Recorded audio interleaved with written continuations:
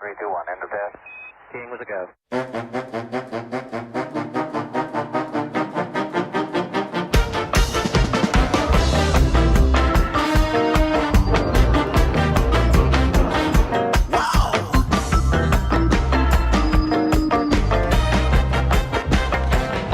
Well, hello there, and welcome to another edition of Warbird Wednesday. My name is Fred Bell. I am the Vice Chairman of the Palm Springs Air Museum, and today we're continuing to go down little-known aircraft lane with the ME-410, the Hornet. Now, I do not have a Hornet, but before I do that, what is this? Is this a whale biting my head?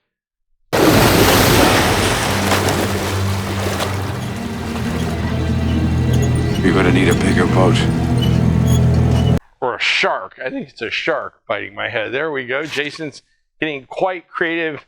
Now, I am going to pick up a 110 here, which is an early version of the aircraft. I'll go ahead and throw this one up, and Greg at home can throw up a plan view of the ME-410, and we're going to really talk about the challenges the Germans face. Now, you got to remember, the Germans had a big issue, and that was that they could not and did not invest in heavy bombardment. You think about the B-17, B-24, B-29. The Americans looked heavily at strategic bombing. The Germans looked at aircraft, and we've talked about this at length before, but really as flying artillery. And their idea was that wherever they were going to try to break through in the line, they would concentrate all of their aerial bombardment there, basically take out the enemy, break through the line, and then spread out, the blitzkrieg. The problem with that was that as the war progressed, they never really thought about the fact that they were going to be in a protracted war, and you can argue with me in the comments on this one.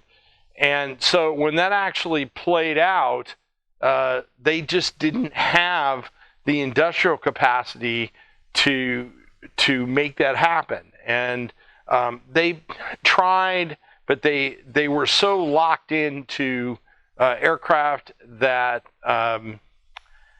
that were already in production, and basically power plants. Remember, you have to think about engines that were in production, that they could just, they had never made the investment, and they just couldn't catch up.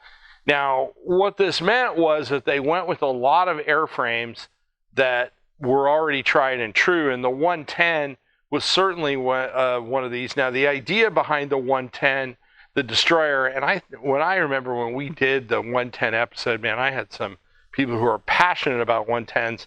I don't want to get into that. You have your opinion. If you're a 110 fanatic, I encourage you to be that way. The Germans, however, misjudged the 110, in my opinion, because once they got into, the 110s got into really thick fighter defenses with single engines, much faster, nimbler fighters, these destroyers just couldn't hold up. Now, they did have a second lease on life, which was as night fighters and reconnaissance aircraft, and to a certain extent bombers, and that's where the 410 comes in. Now, the Germans progressively modified this airframe. They went with a 210, which was just a disaster, and then they redesigned again. They went with the 410, and what they did with the 410 is they made it a little bit bigger all the way around, extended the airframe, and they actually came up with an airplane that was really good, and it was a really good multi-role twin. The first flight on this aircraft was in 1942. It was introduced in 1943. There were 1,189 built, and as I said, you can believe that this thing only made it, upgraded design, only made it into mid-1944 before it was outclassed by all of the Allied single-engine fighters. And at that, I'm going to leave this and get to my salute today. And my salute today is going to be not the Germans, but the Germans had effective twin-engine airplanes. But if you look at the Allies with the B-25 and the Mosquito and a lot of the twins that the Allies built, they were really effective. And it was not just American numerical superiority, but all of these twin-engine airplanes were also very versatile and very useful. And especially if you look at, like, let's say the B-25 and all the different roles that it was used in, you can't look at German aircraft and say that the Germans came up with the same types of versatile uses for these airplanes. And you Luftwaffe folks out there, you can argue with me, but I would press you hard to find an airplane in the German Air Force that is the equivalent to, let's say, a B-25 as an example. So my salute today is going to be all those designers of the Allies twin engine, both fighters, fighter bombers, that really made a difference during the war. And I'm going to do it with Salem Sisters Bad Apple Soda, rotten to the core. This is kind of like Jason a little bit, rotten to the core maybe. A little bit of a smile there. He's a rebel. Let's see. California cash refund. 170 calories. This baby's got some calories in it. We're going to go ahead and pop this. And with that, we're going to salute all of those Allied twin-engine fighter and fighter bomber designers. Thank you for what you did. You helped win the war. It tastes kind of sickly. Honestly, but like the sickly good kind sweet. of sickly. All right. It looks like antifreeze. It's very sweet. Very sweet. Mandatory second sip. Yeah, Jason's shaking his head. No, this is not like I'm ready to spit it out. It's actually not bad. The taste, kind of disappointed. It is good, don't get me wrong. It just tastes exactly like a normal apple. Oh, I can't drink that stuff, but it's not bad. So the 410 turned out to be a jack of all trades. Reconnaissance, it had the distinction in late war of being one of the last bomber types that were over the UK, that were actually still making attacks on the UK. But 1944, it was essentially obsolete. And with the P-51s and the modern version or the more updated versions, the Spitfires, it was no match. And it just got shot to pieces, even though it had one of the better engines, that Daimler Benz, that 603. Again, great engine. The Germans used it way too much. And what happening, they actually screwed up their production lines because they couldn't produce enough of them, and that also hastened the demise of the Luftwaffe. But the sad thing about this is that they survive in British museums, but they are a very, very rare aircraft. So after mid-1944, they were essentially functionally obsolete. They were then moved off to reconnaissance primarily. That's where they ended the war, and they moved into history because nobody had any use for them. And that is the sad epitaph of the ME-410. Once it was done by the Luftwaffe, there was no place for it to go, and it went into history. Now, if you like books, and there is a resurgence in books, Jason, amazingly enough, people are looking for books.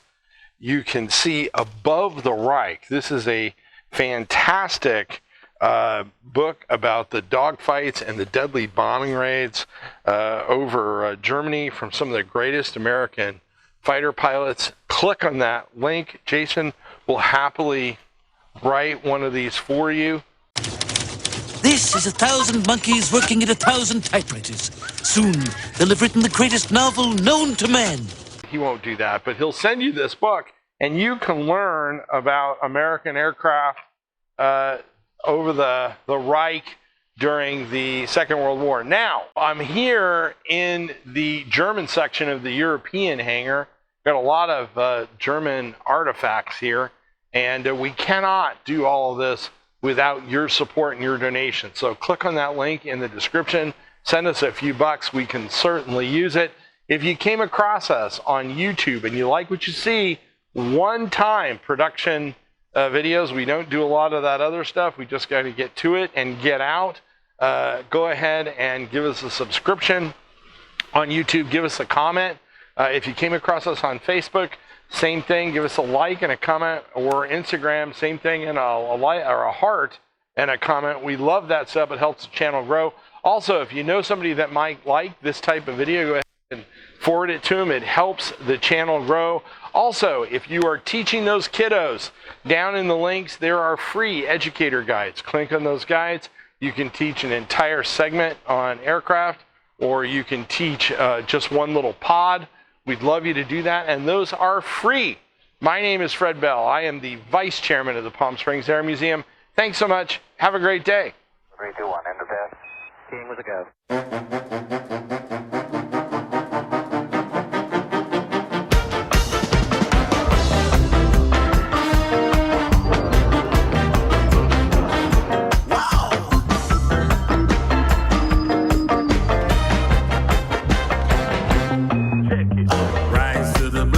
Day, all my fears have gone away. I guess this means I'm here to stay. Yeah, I'm ready to fly, ready to fly.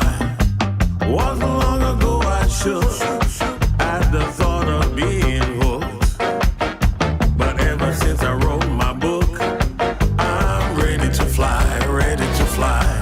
Come along and join us, we can plug you in a simulator. We'll teach you how to dance and be the perfect imitator. We'll give away all your music to the operator. We were born with a light to shine, and we can do it in our lifetime. And then we get the balance right. Oh, we're riding on the satellite.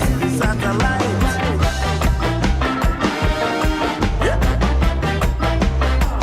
We're here also.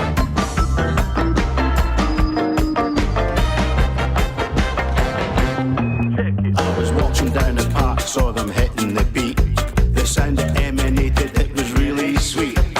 Told them of a shyer man bitten twice, and gave a little old school good advice. Pretend is not the thing, got to be yourself. Honesty, integrity, happiness and health. Bending to the needs of others ain't the way.